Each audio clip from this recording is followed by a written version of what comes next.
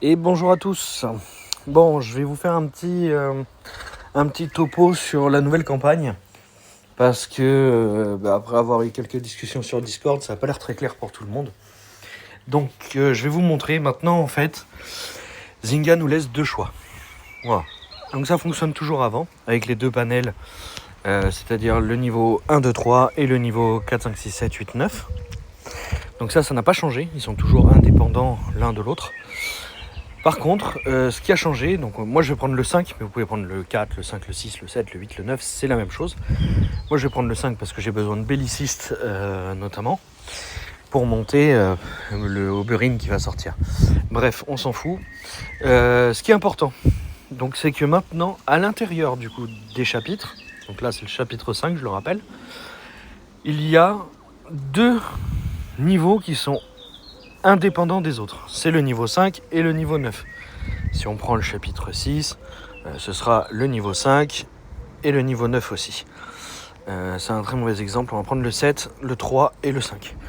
Voilà, c'est tous ceux qui ont en fait une caisse dorée. Voilà.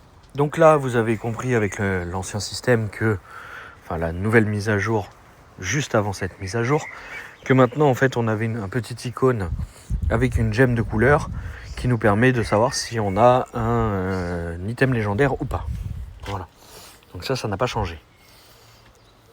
Ensuite, ce qui a changé, c'est maintenant le farm de ressources. Donc vous pouvez voir, le niveau 1 donne du pain, le niveau 2 de l'argent, le niveau 3 du fer, et le niveau 4 donne des marteaux de forgeron. Le niveau 5 donne une caisse. Voilà. Donc là, vous avez les 5 types de ce que ça va donner. Les niveaux caisses, donc en fait, c'est là où vous allez farmer les livres de compétences, novices et apprentis. Et les autres niveaux, vous allez farmer les ressources, tout simplement. Donc si par exemple vous êtes en manque de fer, chose que je pense que tout le monde est en manque de fer, moi par exemple je préfère privilégier le fer même aux autres Lego. J'ai tellement de Lego parfaits de côté qui m'attendent que je ne peux plus monter, parce qu'avant on le montait avec du pain, maintenant le fer c'est impossible d'en avoir. Donc voilà, j'ai besoin de monter mes Lego. Donc je fais du fer en boucle. Le problème de faire du fer en boucle. Donc par exemple, moi je spam ce niveau 8. J'ai regardé le niveau au-dessus, il donne exactement la même chose. Donc pour 4 énergies dépensées, le plus rentable ça reste de faire le niveau 8. Voilà, du 5 ou du 6, peu importe. Ensuite, vous avez le niveau 9 et le niveau 5, qui donc eux donnent des livres de compétences. Si vous faites, je vais vous montrer, donc là vous voyez on a deux possibilités de petits livres, et là on a des marteaux. Si vous faites le niveau 8, voilà c'est ça, donc je vais le faire rapidement. Donc je vais gagner du fer, voilà, je gagne 5K2. 5K2 c'est pas mal, hein. Maintenant on regarde là, j'ai toujours deux possibilités de livres et toujours un marteau. Ok, comment ça se fait ? Eh bien tout simplement parce qu'en fait ils ne sont pas corrélés. Voilà.